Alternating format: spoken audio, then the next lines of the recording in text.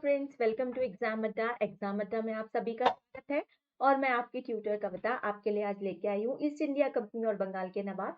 यहाँ मैं आपको बताना चाहती हूँ कि कैसे हमारी मॉडर्न हिस्ट्री की शुरुआत हुई, जिसमें मैंने आपको फर्स्ट चैप्टर कराया है दो पार्ट्स में।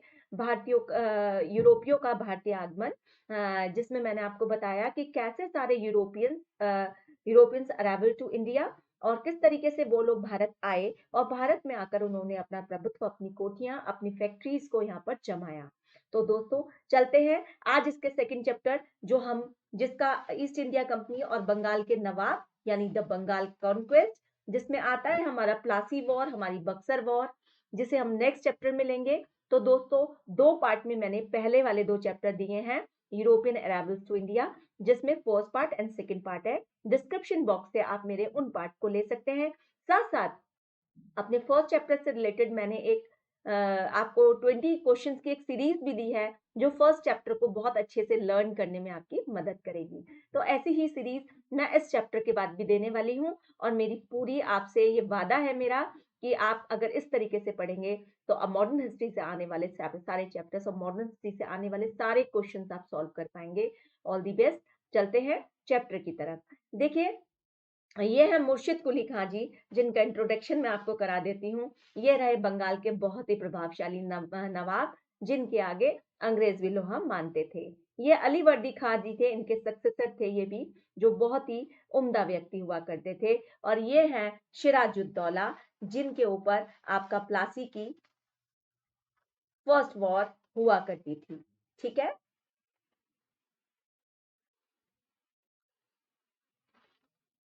ये हैं सिराजुद्दौला। चलिए आगे बढ़ते हैं, तो स्टार्ट करते हैं आज का चैप्टर। तो देखिए, जो बंग सॉरी सॉरी, माफी चाहूंगी आपसे। देखिए, जो बंगाल जो है वो पश्चिमी प्रांत, समूचा बांग्लादेश, बिहार, उड़ीसा, ये सारा बंगाल में था। यानी कि मैं आपको अगर मैप के उससे दिखाऊं तो देखिए, जो ये वाला पोर्शन हमारा आता है, जहां हमारा पश्चिमी बंगाल है, ये हमारा बिहार है सॉरी, और ये हमारा उड़ीसा है। ये जो है, और बांग्लादेश हमारा, ये हमारा बांग्लादेश जो यहाँ है, बांग्लादेश, ये चारों प्रांत मिलकर के उस समय एक ही प्रांत हुआ करता था। ये सारा एक ही हिस्सा था। सोचिए कितना बड़ा हिस्सा रहा होगा। और मुगल कालीन भारत का सर्वाधिक संपन्न राज्य था। जो मुगल कालीन था, मुगल काल भारत का सर्वाधिक संपन्न राज्य था उस समय कलकत्ता। बंगाल बंगाल के प्रथम स्वतंत्र गवर्नर जो थे वो मुर्शिद कुली खां थे, और उसके उत्तराधिकारी शुजाउद्दीन अली वर्दी खां के समय से बंगाल हमारा इतना संपन्न हो गया, इतना हेल्दी हो गया वहां पे, कि उसे भारत का स्वर्ग कहा जाने लगा। जो अली वर्दी खां और मुर्शिद कुली खां थे, उसके सामने कोई भी अंग्रेजी शक्ति कार्य नहीं कर पाती थी। और वो अपना काम, उनका प्रशासन इस तरीके का हुआ करता था कि उनके नीचे जो लोग काम करते थे, अगर जरा भी कोई चीज इधर से उधर होती थी तो तुरंत ऊपर के प्रशासन को पता चल जाता था। और इस तरह से प्रशासन व्यवस्था बहुत उम्दा हुआ करती थी। तो सभी विदेशियों को उस समय हुगली जो था, जो हुगली पोर्ट था, कलकत्ता का हुगली पोर्ट, वो एक महत्वपूर्ण पतन हुआ करता था। दोस्तों, इसके अलावा एक महत्वपूर्ण पतन और है, जो मुंबई था। जो मैंने फर्स्ट चैप्टर में पढ़ाया कि पुर्तगाली राजकुमारी ब्रेगेंजा का विवाह, कैथरीन ब्रेगेंजा का विवाह चार्ल्स द्वितीय से हुआ था, और वो मुंबई पोर्ट दहेज में मिल गया था अंग्रेजों को। तो ये दूसरा महत्वपूर्ण पोर्ट था, एक महत्वपूर्ण पोर्ट हुगली था। इसके बारे में आपको बताती हूँ कि 705 में जो बंगाल की जनसंख्या 15,000 हुआ करती थी, 1750 में वो 1 लाख के करीब होगी। ढाका, मुर्शिदाबाद, दो घनी आबादी वाले जिले हुआ करते थे, ढाका और मुर्शिदाबाद। 1651 में जो शासन जो था, ईस्ट इंडिया कंपनी ने हुगली में अपना कारखाना स्थापित किया, और वहां से जो था, ईस्ट इंडिया कंपनी ने जीन, शोरा, चीनी, इन सब का व्यापार करना, आयात निर्यात करना शुरू कर दिया। 1658 में एक और घटना घटी, जब बंगाल के सूबेदार जो थे, मीर जुमला थे, उन्होंने देखा कि कंपनी सही काम नहीं कर रही है, टैक्सेस पूरे नहीं देती है, काम सही से नहीं करती है, ज्यादा निर्यात करती है, कम बताती है, इस तरीके की चीजें उन्होंने देखी। तो उन्होंने व्यापार को उनके प्रोहिबिट कर दिया, प्रतिबंधित कर दिया। लेकिन शीघ्र ही क्या हुआ, मीर जुमला की डेथ हो गई, और उसके बाद शाइस्ता खां ने, ये खा है का नहीं है, खान ने कंपनी के व्यापारिक अधिकार को पुनः से बहाल कर दिया। ठीक है। 1617 में सॉरी 70 से 1700 तक बंगाल में जितनी भी अनऑथराइज्ड अंग्रेज व्यापारी थे उनका बोलबाला हो गया। अनऑथराइज्ड अंग्रेज व्यापारियों का मतलब ऐसे व्यापारी जिनके पास लाइसेंस नहीं है, जिन्होंने अनुमति नहीं ली है, जिन्होंने टैक्सेस नहीं दिए हैं, इस तरीके के व्यापारियों का बोलबाला हो गया और ऐसे व्यापारी आगे बढ़ने लगे। कंपनी ये कंपनी के नियंत्रण से अलग व्यापार करते थे, जिस वजह से मुगल और अंग्रेजों के बीच में संघर्ष शुरू हो गया। बंगाल के नवाब जो शिराज थे और इनसे पहले अलीवर्दी खां एकमात्र ऐसे बंगाल के नवाब थे जिसने अंग्रेज फ्रेंच जो गतिविधियां थी उन पे बहुत अच्छे से नियंत्रण कर रखा था, उन्हें रोक रखा था। इन्होंने कोलकाता और चंद्रनगर में जो इन्होंने किलेबंदी की थी, किलेबंदी यानी बाहर से जो दीवारें बनवाई थी उसको सुदृढ़ीकरण किया था, उस पर भी इन्होंने रोक लगाई थी। सिराजुद्दौला से पहले अलीवर्दी खां एकमात्र ऐसे नवाब थे जिन्होंने फ्रेंच और अंग्रेजों को रोका हुआ था। मतलब इनके प्रभाव से ये सब लोग डरते थे। चलिए आगे बढ़ते हैं। सिराजुद्दौला 1756 से लेकर 57 मात्र एक वर्ष।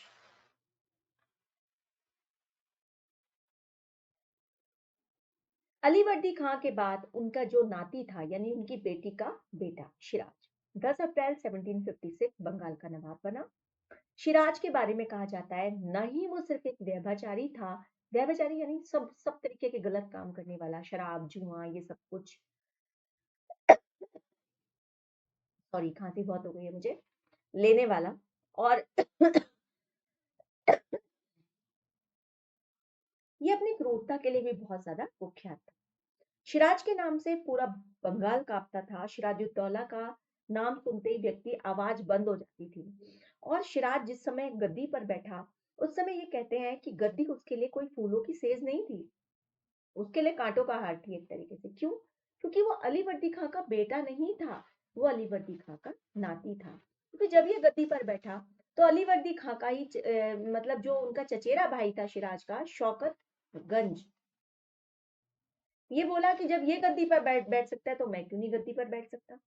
सिराज की मौसी घसीटी बेगम का बेटा था, उसने बोला जब ये गद्दी पर बैठ सकता है तो मेरी भी ये बहन थी, उसका बेटा था, तो मैं क्यों नहीं, ये मेरा बेटा क्यों नहीं बैठ सकता। सेनापति जो मीर जाफर अली वर्दी खां का दामाद हुआ करता था, मीर जाफर, ये बोला कि मैं अली वर्दी खां का दामाद हूँ और ये नाती है, तो मैं क्यों नहीं गद्दी पर बैठ सकता। इस तरीके से बहुत सारे विरोधी शिराज के इकट्ठे हो गए जो नहीं चाहते थे कि सिराजुद्दौला गद्दी पर बैठे। सिराज ने लेकिन बड़ी बुद्धिमानी से काम किया। सिराज ने अपनी जो मौसी घसीटी बेगम थी उसको बंदी बना लिया। मीर जाफर की जगह मीर मदान को अपना सेनापति नियुक्त करा। साथ साथ 1756 में उसने मनिहारी के युद्ध में पूर्णिया के नवाब शौकतगंज की हत्या कर दी। इसमें मैं आपको एक चीज बताऊंगी।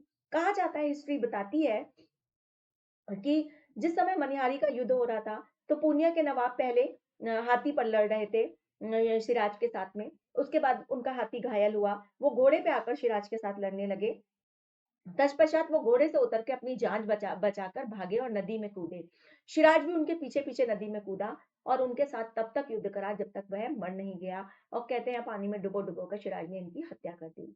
इसी समय सिराजुद्दौला को मुगल शासक का एक फरमान भी मिला जिसमें कहा गया कि बंगाल, बिहार और उड़ीसा पर उसकी सूबेदारी का अनुमोदन कर दिया गया है कि अब सारी जगह की सूबेदारी उसके पास होगी। इस तरह से देखिए सेंट्रल में तो हमारे औरंगजेब ही थे, मतलब हमारी मुगल साम्राज्य चल रहा था, ये तो बंगाल के नवाब हुआ करते थे उस समय।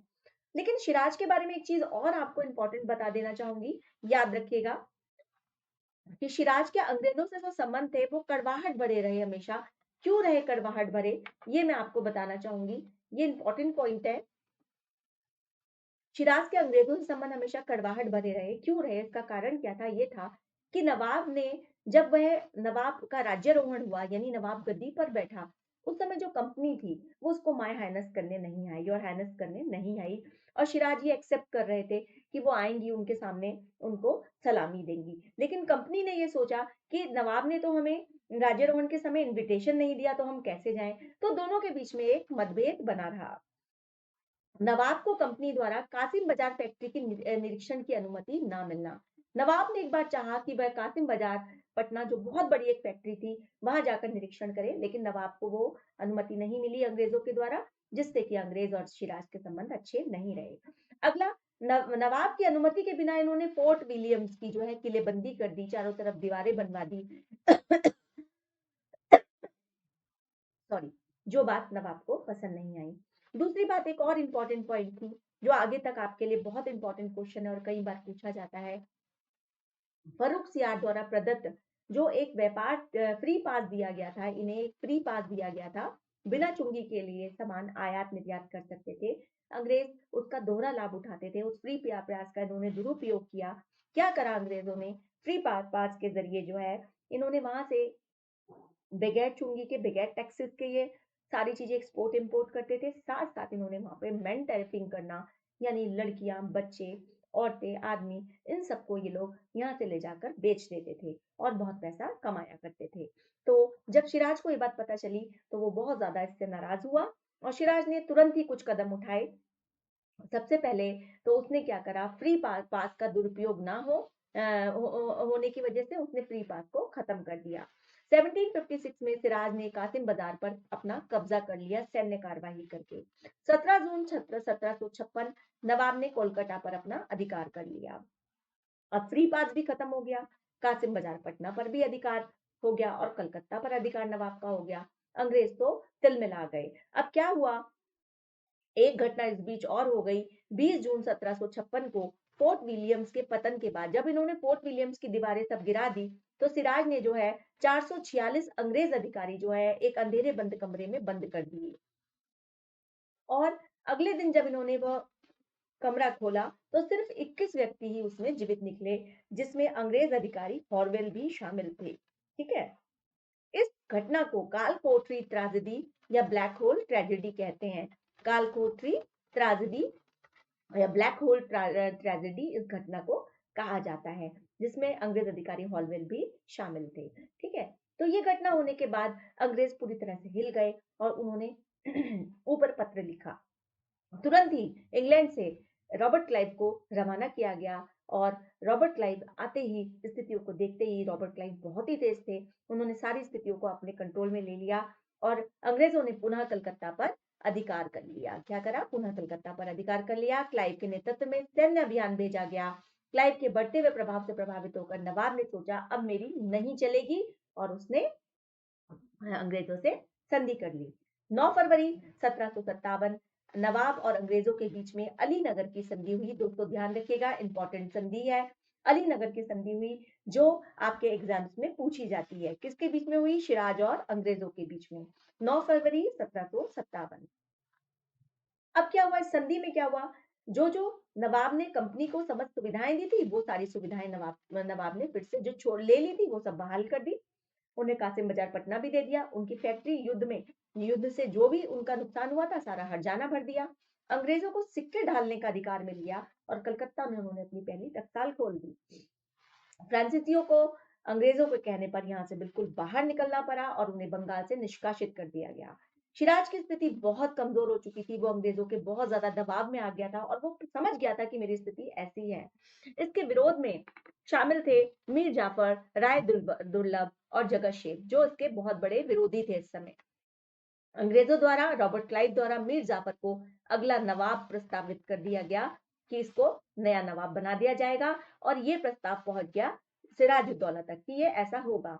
इसके चलते अब सिराज ने युद्ध का ऐलान कर दिया और शुरू हुआ हमारा बैटल ऑफ प्लासी, यानी हमारा प्लासी का प्रथम युद्ध, जिसे शताब्दी का दर्पण भी कहा जाता है। वर्तमान में प्लासी जो है वो नादिया जिले में गंगा के किनारे किनारे है। 23 जून 1757 मुर्शिदाबाद के दक्षिण से 22 मील दूर प्लासी नामक गांव में दोनों सेनाएं आमने सामने हुई, जिसमें इनके नवाब के जो थे वफादार थे मीर मदान, सॉरी अमीर नहीं है, ये मीर मदान है, और मोहनलाल, जो लड़ते हुए मारे गए। राज की सेना का धोखेबाज सेनापति, जो एक भी गोला दागे बिना वापस आ गया। सारी सेना को छिन्न भिन्न देकर नवाब भागे, लेकिन अंततः नवाब की हत्या कर दी गई।